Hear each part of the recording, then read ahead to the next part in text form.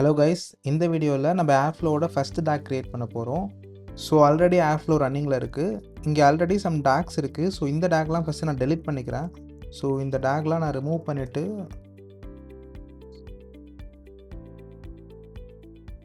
Already இருந்த டேக்லாம் நான் remove பண்ணிட்டேன். ஸோ புதுசாக ஒரு டேக் க்ரியேட் பண்ணுறதுக்கு ஃபஸ்ட்டு நம்ம ஒரு பைத்தான் ஃபைல் க்ரியேட் பண்ணணும். ஸோ எல்லா டேக்குமே பைத்தான் ஃபைல் ஃபார்மேட்டில் தான் இருக்கும். அந்த டேகை நம்ம இந்த டேக் ஃபோல்டரில் க்ரியேட் பண்ணணும். ஸோ நான் அதை ஃபஸ்ட்டு டேக்னு நேம் பண்ணிக்கிறேன்.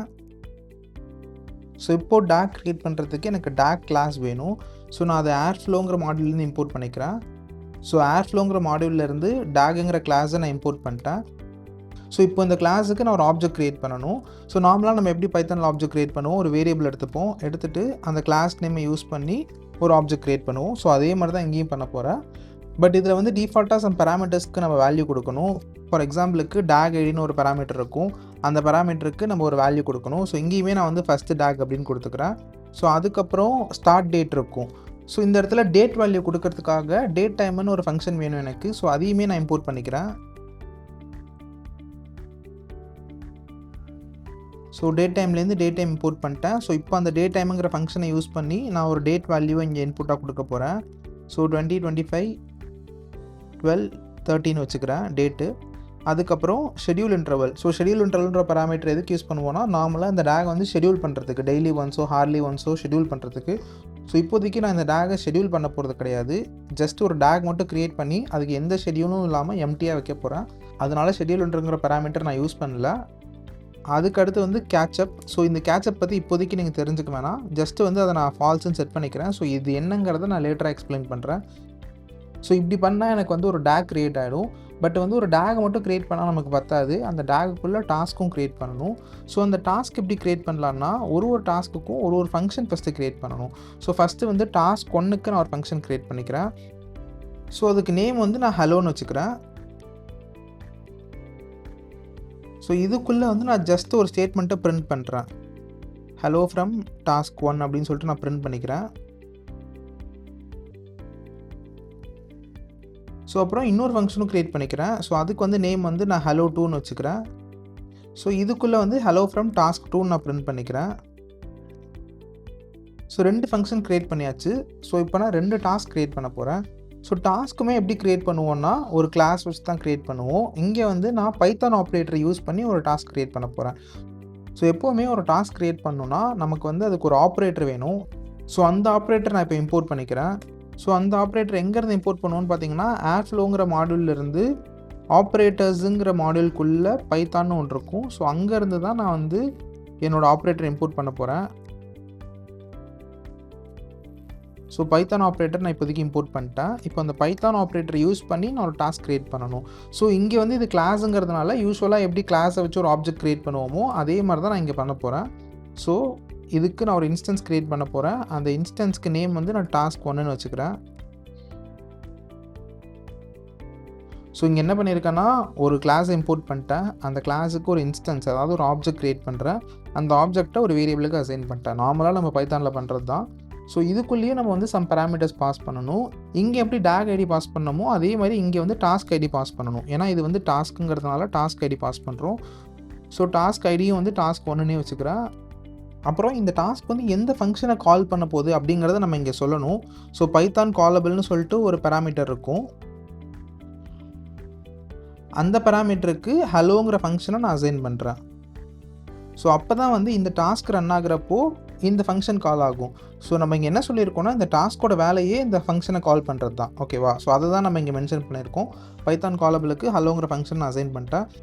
அதுக்கப்புறம் டாஸ்க் தனியாக ரன் ஆக முடியாது. டாஸ்க் ஒரு டேக்குள்ளே தான் இருக்கணும். ஸோ இந்த டாஸ்க் பார்த்திங்கன்னா எந்த டேக்குக்குமே நம்ம என்ன அசைன் பண்ணல. ஸோ இந்த டாஸ்க்கை நம்ம டேக் 1க்கு அசைன் பண்ணணும். ஸோ அதுக்கு டேக்னு ஒரு பேராமீட்டர் இருக்கும். அந்த டேக்குங்கிற பேராமீட்டருக்கு டேக் 1 அப்படிங்கிற இந்த இன்ஸ்டன்ஸை நம்ம அசைன் பண்ணோன்னா இந்த டாஸ்க் இந்த டேக்குள்ளே போயிட்டு செட் ஆகிடும். ஸோ அதுதான் இதோட மீனிங். ஸோ இப்போ நம்ம ஒரு டாஸ்க்கும் க்ரியேட் பண்ணியாச்சு. இதே மாதிரி இன்னொரு டாஸ்க்கும் க்ரியேட் பண்ணிக்கலாம். ஸோ நான் டாஸ்க் 2ன்னு ஒன்று க்ரியேட் பண்ணுறேன். அந்த டாஸ்க் 2க்கு ஐடி டாஸ்க் 2ன்னு கொடுத்துக்கிறேன். ஸோ இந்த டாஸ்க்லேருந்து செகண்ட் ஃபங்க்ஷனை கால் பண்ணுறேன். ஹலோ 2ங்கிற ஃபங்க்ஷனை கால் பண்ணுறேன்.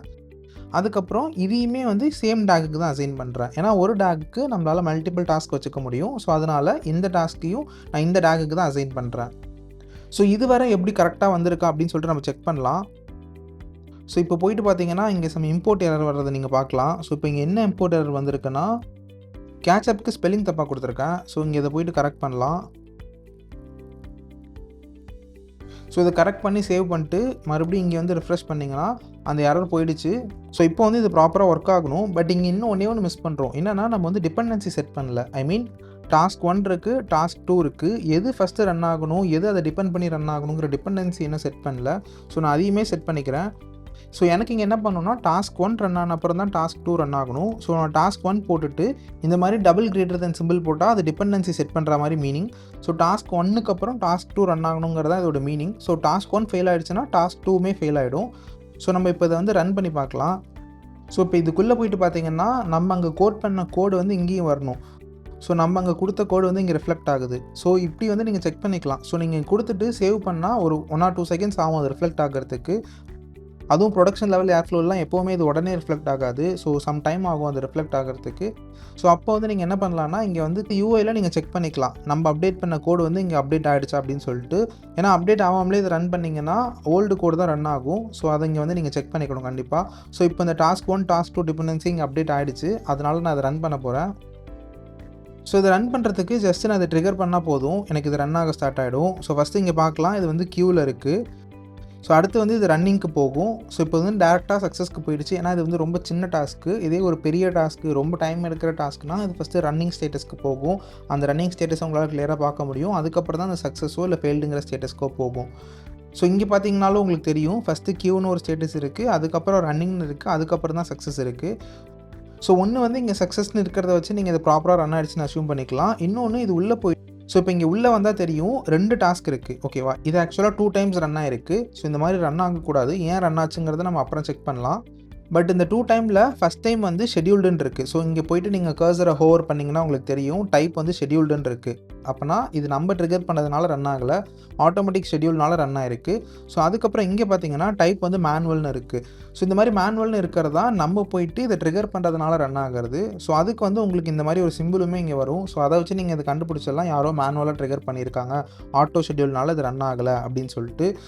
ஸோ இங்கே என்ன இருக்குன்னா ஷெட்யூல் வந்து பை டிஃபால்ட்டாக 1 டேக்கு செட் ஆயிருக்கு.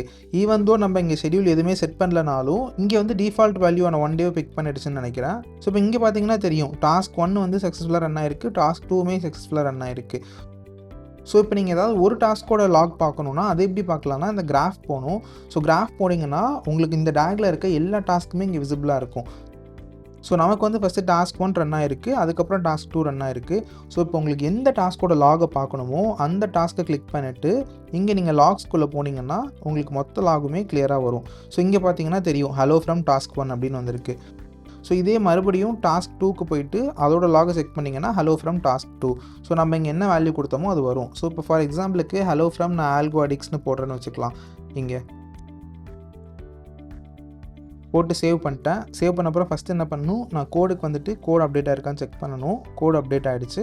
ஸோ இப்போ வந்து நான் மறுபடியும் இதை ட்ரிகர் பண்ணுவேன். ஸோ ட்ரிகர் பண்ணால் இங்கே உங்களுக்கு கிளியராக தெரியும். ஸோ இப்போ வந்து இது வெயிட்டிங்கில் இருக்குது. ஸோ டாஸ்க் 1 ஃபஸ்ட்டு ரன் ஆகும், அடுத்து டாஸ்க் 2 ரன் ஆகிருக்கும். ஸோ இப்போ மறுபடியும் கிராஃப்குள்ளே போகிறதுக்கு முன்னாடி முக்கியமான விஷயம், இங்கே நீங்கள் வந்து கரெக்டான டாஸ்க் இன்ஸ்டன்ஸை செலக்ட் பண்ணியிருக்கணும். ஏன்னா இது வந்து இதுக்கு முன்னாடி நம்ம ட்ரிகர் பண்ணதோட ரன்னு. ஸோ அப்போ அதோட லாக்ஸ் வரும். ஸோ கோடு சேஞ்ச் பண்ணதுக்கப்புறம் ரன் ஆனது இது தான். ஸோ அப்போனா இதை செலக்ட் பண்ணிவிட்டு அதுக்கப்புறம் கிராஃப்குள்ளே வரணும். இன்கேஸ் நீங்கள் வேறு ஏதாவது ஓல்டு ஒன்றை செலக்ட் பண்ணிட்டு கிராஃப்குள்ளே வந்து லாக்ஸ் செக் பண்ணிங்கன்னா ஹலோ ஃப்ரம் டாஸ்க் 1 தான் இருக்கும். ஏன்னா அது நம்ம இப்போ பண்ண ரன் கிடையாது, பழைய ரன். ஸோ புது ரன்னை செலக்ட் பண்ணிவிட்டு கிராஃப்குள்ளே வந்துட்டு எந்த டாஸ்க் பார்க்கணுமோ அந்த டாஸ்க்கை செலக்ட் பண்ணணும். நமக்கு இங்கே டாஸ்க் 2 பார்க்கணும். ஸோ அதனால் டாஸ்க் 2 செலக்ட் பண்ணிவிட்டு லாக்ஸ் செக் பண்ணுறேன். ஸோ ஹலோ ஃப்ரம் ஆல்கோ அடிக்ட்ஸ்னு இருக்கிறத நீங்கள் பார்க்கலாம். ஸோ இப்போது ஒரு டேக் எப்படி க்ரியேட் பண்ணுறது, அந்த டேக்குள்ளே டாஸ்க் எப்படி க்ரியேட் பண்ணுறதுங்கிறதுலாம் உங்களுக்கு கிளியராக புரிஞ்சிருக்கும்னு நினைக்கிறேன். ஸோ இது எல்லாமே எப்படி ஷெட்யூல் பண்ணுறது அப்படின்னு பார்த்தீங்கன்னா அதுக்கு ஷெட்யூல்னு ஒரு பேராமீட்டர் இருக்குது. ஸோ ஏர்ஃப்ளோவே ரொம்ப சிம்பிள் தான். ஸோ நீங்கள் ஃபஸ்ட்டு ஜஸ்ட் ஒரு டேக் இன்ஸ்டன்ஸ் க்ரியேட் பண்ணுறீங்க, அதுக்கப்புறம் டாஸ்க் இன்ஸ்டன்ஸ் க்ரியேட் பண்ணுறீங்க, அப்புறம் அந்த டாஸ்க்கை தூக்கி இந்த டேக்கு அசைன் பண்ணுறீங்க. ஸோ இது எல்லாமே எப்படி பண்ணுறீங்கன்னா ஜஸ்ட்டு பேராமீட்டர் மட்டும் தான் யூஸ் பண்ணுறீங்க, வேறு எதுவுமே பண்ணல. உங்களோட ஆக்சுவல் ஒர்க் என்னவோ அதை வந்து நீங்கள் ஒரு ஃபங்க்ஷனாக போடுறீங்க. ஸோ இதுவரவே நம்ம இவ்வளோ தான் பண்ணியிருக்கோம். மோஸ்ட்டாக ஏர்ஃப்ளோவில் இது தான் பண்ணுவோம் ரிப்பீட்டடாக. ஓகேவா? ஸோ இங்கே வந்து பைத்தான் ஆப்ரேட்டர் யூஸ் பண்ணுறதுனால நம்ம பைத்தான் ஃபங்க்ஷன் யூஸ் பண்ணுறோம். சம்டைம்ஸ் வந்து சீக்வல் ஆப்ரேட்டர் யூஸ் பண்ணுவோம். சம்டைம்ஸ் பேஷ் ஆப்ரேட்டர் யூஸ் பண்ணுவோம். ஸோ அதெல்லாம் ஒன்று ஒன்றா பார்ப்போம். ஸோ இப்போதைக்கு பைத்தான் ஆப்ரேட்டர் மட்டும் பார்த்துக்கலாம். ஸோ இங்கே எப்படி ஷெட்யூல் பண்ணுறதுன்னு பார்த்தீங்கன்னா, அதுக்கும் நமக்கு ஒரு பேராமீட்டர் இருக்குது, ஷெட்யூல்னு சொல்லிட்டு. ஸோ ஷெட்யூலில் இப்போ எனக்கு வந்து ஹார்ட்லி ஒன்ஸ் ரன் ஆகணும் அப்படின்னா, நான் வந்து இதில் போயிட்டு ஹார்ட்லி அப்படின்னு கொடுத்துட்டேன்னா எனக்கு இது வந்து ஹார்ட்லி ஒன்ஸ் ரன் ஆகும். ஸோ நான் இங்கே போயிட்டு மறுபடியும் இதை ரெஃப்ரெஷ் பண்ணி பார்க்குறேன் எனக்கு அப்டேட் ஆயிருக்கான்னு. ஸோ இங்கே ஷெட்யூல் வந்து ஹார்ட்லின்னு அப்டேட் ஆனதை பார்க்கலாம். ஸோ இப்போ வந்து இதை நான் ஜஸ்ட் ஆனில் வச்சாலே போதும். ஸோ இங்கே பார்த்தீங்கன்னா இது வந்து ஆட்டோமேட்டிக்காக ஆனில் தான் இருக்குது. இது எப்போ ஆன் ஆச்சுன்னு பார்த்தீங்கன்னா, நம்ம இங்கே ஃபஸ்ட் டைம் ட்ரிகர் பண்ணப்போ தான் இது ஆன் ஆகிருக்கும். அதுக்கு முன்னாடி இது ஆன் ஆகிருக்காது, ஆஃபில் தான் இருந்திருக்கும். ஸோ இதை வந்து இப்படி ஆனில் இருந்தாலே 1 ஹவருக்கு ஒன்ஸ் வந்து இந்த டேக் ஆட்டோமேட்டிக்காக ரன் ஆகும். ஸோ நம்ம 1 ஹவருக்கு பதிலாக இதை வந்து 1 மினிட் ஒன்ஸ் செட் பண்ணி ப்ராப்பராக ஒர்க் ஆகுதான்னு செக் பண்ணி பார்க்கலாம். ஸோ 1 மினிட் ஒன்ஸ் செட் பண்ணுறதுக்கு எனக்கு இன்னொரு ஃபங்க்ஷனும் வேணும், டைம் டெல்டான்னு சொல்லிட்டு. ஸோ அதையுமே நான் இம்போர்ட் பண்ணிக்கிறேன். ஸோ இந்த டைம் டெல்டாவை இங்கே செட் பண்ணுறேன். ஸோ இந்த டைம் டெல்டாங்கிற ஃபங்க்ஷன் யூஸ் பண்ணி இங்கே வந்து 1 மினிட் ஒன்ஸுக்கு நான் இதை செட் பண்ணுறேன். ஸோ 1 மினிட் ஒன்ஸுக்கு இது ரன் ஆகிற மாதிரி செட் பண்ணியிருக்கேன். ஸோ இங்கே வந்துட்டு இது நீங்கள் ரெஃப்ரெஷ் பண்ணி பார்த்தீங்கன்னா தெரியும், 1 மினிட்டுக்கு ஒன்ஸ் ரன் ஆகிற மாதிரி வச்சுருக்கேன். ஸோ இப்போ லாஸ்ட்டாக எப்போ ரன் ஆகிருக்குன்னா 12:08 UTCக்கு ரன் ஆகிருக்கு. இப்போ அடுத்து 12:09 UTCக்கு ரன் ஆகுதுன்னு நம்ம பார்க்கலாம்.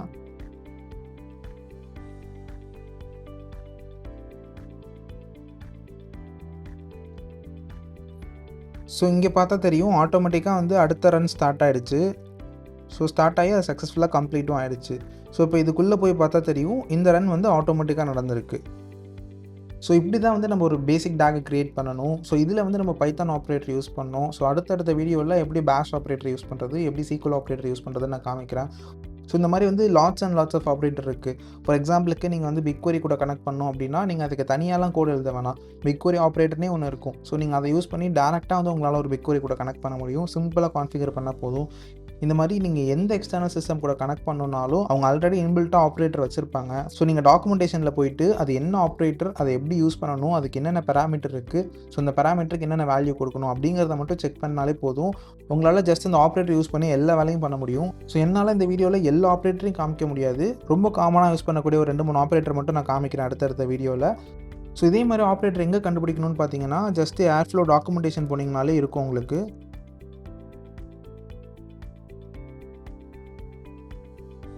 ஸோ இந்த டாக்குமெண்டேஷனில் கீழே வந்தால் தெரியும் ஆக்டிவ் ப்ரொவைடர்ஸ்னு போட்டிருக்கும்.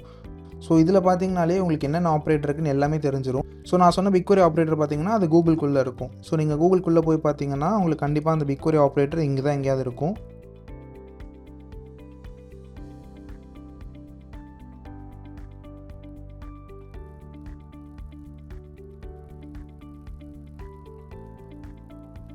ஸோ நான் சொன்ன பிக்வரி ஆப்ரேட்டர் பார்த்தீங்கன்னா இந்த ஆப்ரேட்டர்ஸ்குள்ளே இது இங்கே இருக்கிறத பார்க்கலாம்.